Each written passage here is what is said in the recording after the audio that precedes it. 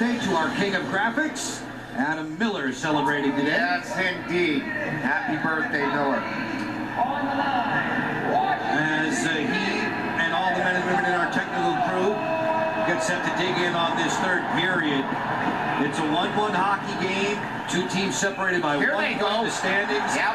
The gloves are off. It's Martin and Dowd to start period 3. And I think he took exception to the down hit Augustus there, and so now Martin jumps in. He's the only real resident tough guy that's going to drop the mittens on their team, really. And here he's trying to get his hand free, and Dowd just misses with a slip right here.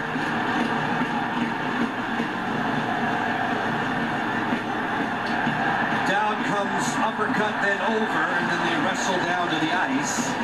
Just 2 ticks into the third period to settle a score. Settle the score, maybe spark his team too. We'll see how this sets up the third period. Just 2 seconds in, I think we're going to have coincidental 5-minute majors. Dowder's been a heavy hitter in this game. He's checked a couple of guys.